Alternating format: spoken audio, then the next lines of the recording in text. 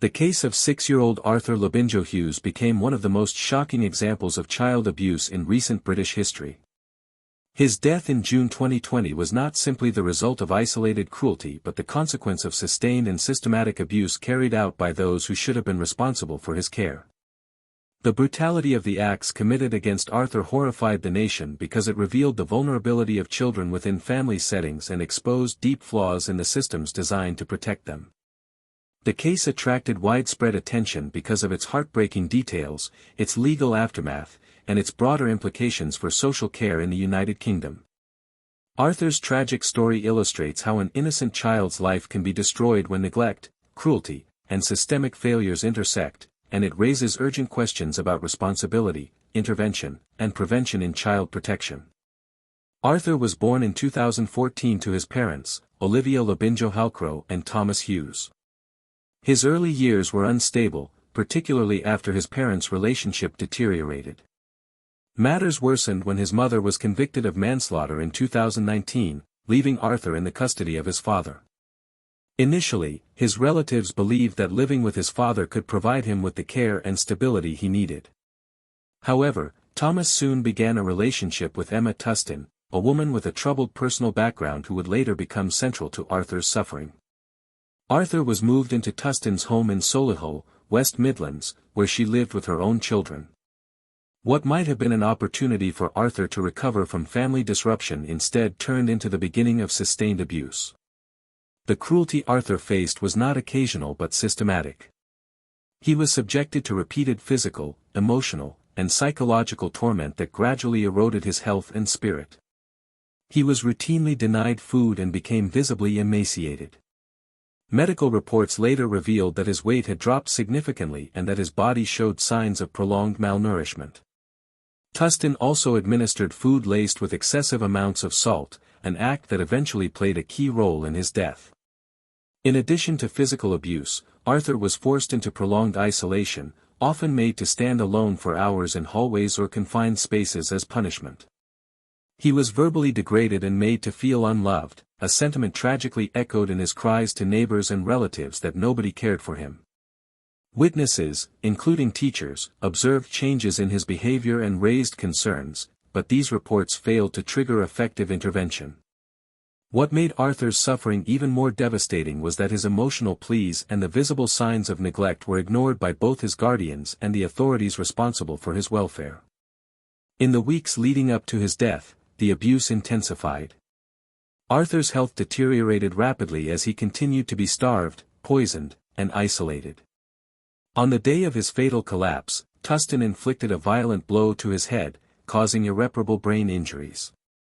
When paramedics arrived, they found him unresponsive, and he was later declared dead in hospital. The autopsy confirmed the presence of high levels of sodium in his blood, consistent with deliberate salt poisoning, alongside evidence of long-term physical neglect. These findings demonstrated that Arthur's death was not an accident but the result of calculated and cruel behavior over a sustained period. The legal proceedings that followed brought the perpetrators to justice but could not undo the suffering endured by Arthur. Emma Tustin was convicted of murder and sentenced to life imprisonment with a minimum term of 29 years. Thomas Hughes, his father, was convicted of manslaughter and sentenced to 21 years in prison. During the trial, the court heard chilling evidence, including text messages exchanged between Hughes and Tustin that revealed their malicious intent and deliberate cruelty. The severity of the sentences reflected the gravity of the crimes, yet for many members of the public, no punishment could truly account for the suffering Arthur experienced. Public reaction to Arthur's death was one of outrage and grief. Across the UK, the case sparked widespread anger, with people demanding to know how such abuse could have gone unnoticed or unaddressed for so long. Media outlets covered the case extensively, highlighting the numerous missed opportunities for intervention. Government officials faced pressure to explain why social services, despite receiving reports and warnings from relatives, failed to act decisively. The case prompted inquiries into child protection services in Solihull, with findings showing that overburdened systems and poor communication among agencies contributed to the failure to save Arthur. For many, the case became emblematic of broader issues within child protection frameworks, where bureaucratic delays, underfunding, and lack of coordination can have fatal consequences. The systemic failures in Arthur's case cannot be ignored. Multiple people had tried to raise alarms about his well-being, including his extended family, neighbors, and school staff, yet their concerns were dismissed or not properly investigated. Social workers who visited Arthur shortly before his death reported no immediate concerns, a conclusion that now stands as a glaring example of professional oversight. This failure reveals the critical weaknesses in assessment methods and the urgent need for reform. The tragedy underscored how children remain at risk when protective agencies are under-resourced, overburdened, or insufficiently trained to detect subtle but deadly patterns of abuse. Arthur's case offers important lessons for society. Stronger training for social workers, mandatory follow-ups on repeated complaints, and closer coordination between schools, health services, and child protection agencies are all essential to preventing similar tragedies. There must also be greater emphasis on listening to children's voices and recognizing behavioral changes as potential signs of abuse. Community vigilance is equally vital. Neighbors, teachers, and relatives who notice concerning patterns should be encouraged and empowered to press for action. Beyond institutional reform, Arthur's story is a call to collective responsibility, reminding society that protecting vulnerable children cannot be left to bureaucratic systems alone but requires active engagement from everyone. In conclusion, the death of Arthur Labinjo-Hughes remains one of the most devastating examples of child abuse in modern Britain. His suffering exposed the dangers of unchecked cruelty within families and highlighted the grave failures of systems designed to safeguard children. While the convictions of Emma Tustin and Thomas Hughes delivered a measure of justice, they cannot undo the irreparable loss of Arthur's young life. What society can and must do is learn from this tragedy, strengthen child protection mechanisms, and cultivate a culture of vigilance and compassion. Arthur's case is a reminder that the cost of inaction is too high, and that every child deserves not only safety but also love, dignity, and protection. The story of Zahra Baker stands out as one of the most heartbreaking child abuse cases in the United States, remembered not only for the cruelty inflicted upon a young girl but also for the vulnerability that defined her life. Zahra, a cancer survivor who had lost part of her leg to bone cancer and wore a prosthetic limb, already faced enormous challenges for someone so young. Her physical disabilities, however, did not make her weaker in spirit. She was described by teachers and neighbors as cheerful, resilient, and determined despite her medical struggles. Yet these qualities were tragically overshadowed by the abuse and neglect she suffered at the hands of her stepmother, Elisa Baker. The brutality of the case, culminating in Zahra's disappearance and the eventual discovery of her dismembered remains, horrified people not just in the United States but around the world. It became a symbol of how children with disabilities, already vulnerable to marginalization, can be exposed to even greater risks when placed in unsafe family environments. This case continues to resonate globally because it exposes both individual cruelty and systemic shortcomings in protecting the most vulnerable. Zahra's early life began in Australia, where she was born in 1999. From a very young age, she faced health complications that tested her resilience. Diagnosed with bone cancer, she endured painful treatments that eventually led to the amputation of part of her leg. Her prosthetic limb, coupled with partial hearing loss caused by chemotherapy, meant that Zahra grew up with significant physical challenges. Yet those who knew her described her as an optimistic child who never let her disabilities hold her back. Her father, Adam Baker, later entered into a relationship with Elisa Baker, which led to Zahra relocating to the United States. Initially, her move was seen as an opportunity for her to experience a new chapter of life and perhaps enjoy more stability. However, life in the Baker household soon turned into a cycle of control, isolation, and abuse. Instead of finding love and protection, Zahra became increasingly trapped in a toxic environment where her vulnerabilities were exploited rather than supported. The abuse Zahra suffered was severe and multifaceted. Elisa Baker, her stepmother, subjected her to emotional torment and isolation that gradually stripped Zahra of her opportunities for normal development. Reports from neighbors indicated that Zahra was rarely seen outside and often appeared withdrawn when she was At times, she was kept away from school, leading to concerns from teachers about her frequent absences. These gaps in her education were not simply a matter of neglect but were symptomatic of deeper patterns of abuse within the household. Neighbors and acquaintances also reported hearing Elisa speak harshly to Zahra, further highlighting the emotional cruelty she endured. Living in such an environment, Zahra's disabilities amplified her vulnerability. Her prosthetic limb and hearing difficulties made her more dependent on her caregivers, which in turn allowed Elisa to exert greater control. Despite the warning signs, there was no timely intervention from authorities or community organizations that might have saved her life. The combination of social isolation, school absenteeism, and unchecked emotional abuse created conditions where Zahra's suffering remained largely hidden until it was too late. The turning point in Zahra's story came with her disappearance in October 2010. Initially reported as a missing child, her case quickly escalated into a criminal investigation. Police soon discovered inconsistencies in the accounts given by Elisa and Adam Baker, raising suspicions about the true circumstances of Zahra's absence. Elisa eventually admitted involvement, revealing that Zahra had died and that her body had been dismembered and disposed of across different locations. This shocking revelation not only confirmed suspicions of foul play but also added another layer of horror to the case. The dismemberment of a child's body underscored the cold and calculated nature of Elisa's actions. For investigators, piecing together Zahra's remains was both a logistical and emotional challenge, requiring extensive searches across multiple sites. The gruesome nature of the crime and the difficulty in retrieving evidence prolonged the investigation and heightened public outrage. Ultimately, Elisa Baker entered a guilty plea to charges including second-degree murder, obstruction of justice, and other related offenses.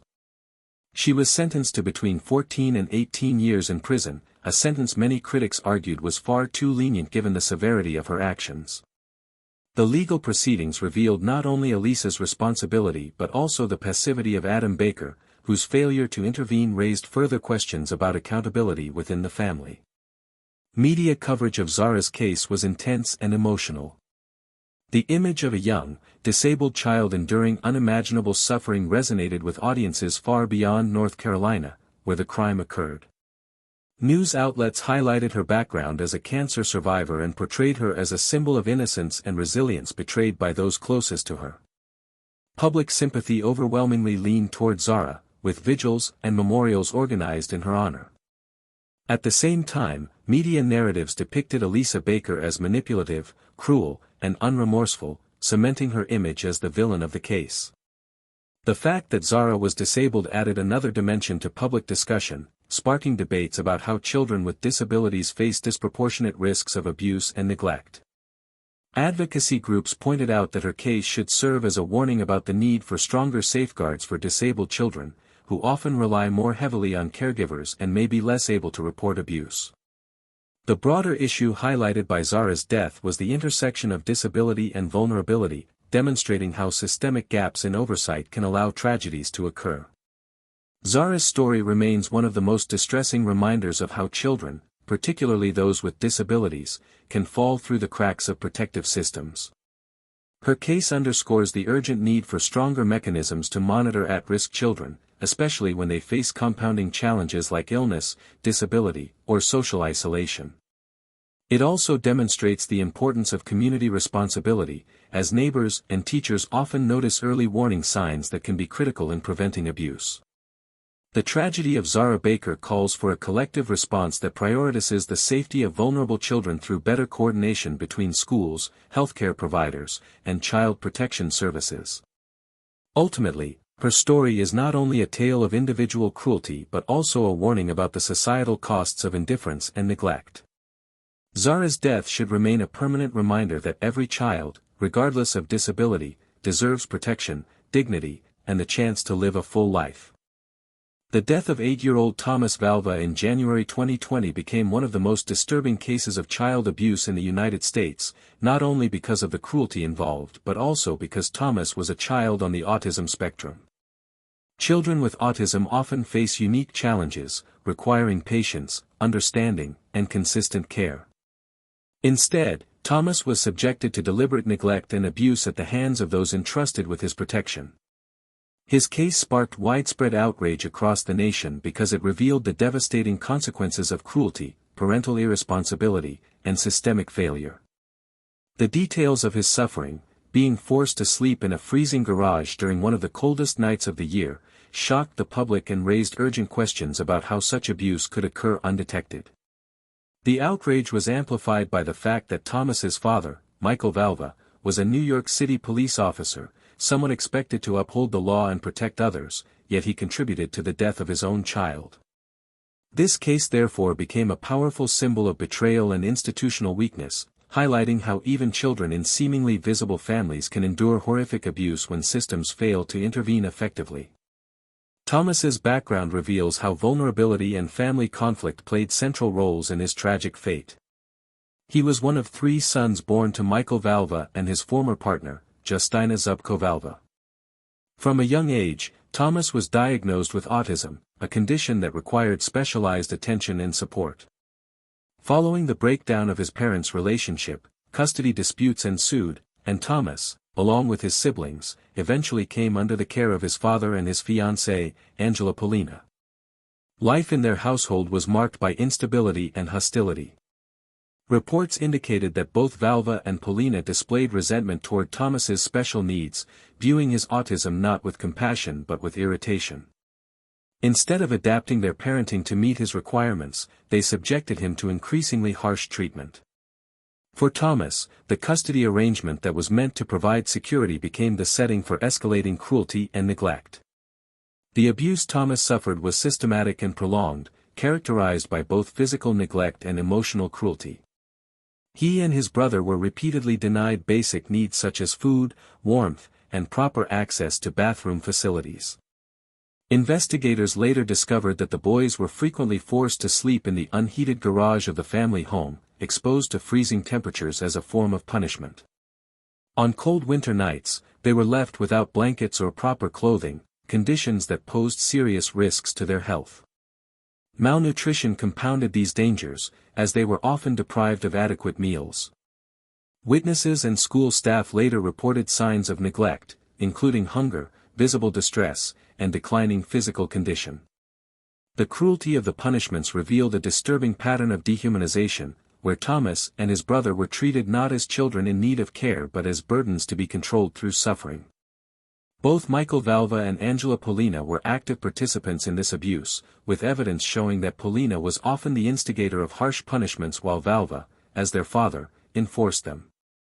The persistent neglect created a hostile environment that ultimately culminated in fatal consequences. The events leading to Thomas's death unfolded on the night of January 17, 2020, one of the coldest nights of the year in Long Island, New York. Thomas and his brother were forced to sleep in the garage where temperatures dropped well below freezing. Without sufficient clothing, warmth, or food, Thomas succumbed to hypothermia. When he was eventually brought to the hospital, he was unresponsive, and despite medical efforts, he could not be revived. The medical examiner confirmed that hypothermia was the cause of death, directly linked to prolonged exposure to freezing conditions. The subsequent trial revealed the disturbing extent of the abuse. Evidence included testimonies from school staff who had noticed signs of neglect, as well as digital records and surveillance that corroborated the conditions Thomas endured. Both Michael Valva and Angela Pollina were charged with second-degree murder, manslaughter, and child endangerment. Valva was sentenced to 25 years to life in prison, while Pollina received the same punishment. The court proceedings highlighted the callousness of their actions, with prosecutors describing the treatment of Thomas as nothing short of torture. The public reaction to Thomas's death was immediate and emotional. Communities in New York and beyond expressed anger, grief, and disbelief that such cruelty could occur within the home of a police officer, a figure expected to safeguard others. Media coverage of the case was extensive, focusing both on the horrifying details of the abuse and on the systemic failures that allowed it to continue. Many pointed to the role of Child Protective Services, which had received warnings and reports about the boys' welfare but failed to take decisive action. Schools had also raised concerns about Thomas and his brother's condition, yet these concerns did not translate into meaningful protective measures. Custody courts were criticized for awarding Michael Valva primary custody despite allegations of abusive behavior, a decision that ultimately placed Thomas in harm's way. These institutional failures became a focal point of public outrage, as they illustrated how bureaucracy, misjudgment, and lack of accountability can leave children defenseless. Thomas's death must be understood as more than just an individual act of cruelty, it is a warning about the consequences of systemic neglect. His case underscores the need for reforms in how child protection agencies handle repeated reports of abuse, particularly when special needs children are involved. Professionals must receive better training to recognize the specific vulnerabilities of children with autism, and custody decisions should be guided by rigorous assessments of parental fitness. Schools and communities must also be empowered to demand accountability when they observe consistent signs of neglect. Most importantly, cases like Thomas's highlight the moral responsibility of society to ensure that no child is left voiceless in situations of suffering. In conclusion, the death of Thomas Valva remains a devastating example of how cruelty, neglect, and institutional failure can intersect to claim the life of a vulnerable child. His suffering reflects not only the betrayal of trust by his father and Angela Pollina but also the shortcomings of systems designed to prevent such tragedies. While the convictions of Valva and Pollina delivered a measure of justice, they cannot restore the life that was lost. What can and must be done is to ensure that the lessons from Thomas's case translate into lasting reforms. His story serves as a wake-up call that protecting children, especially those with special needs, requires vigilance, compassion, and systemic accountability. Every child deserves safety, dignity, and the chance to thrive, and society must act decisively to guarantee these rights.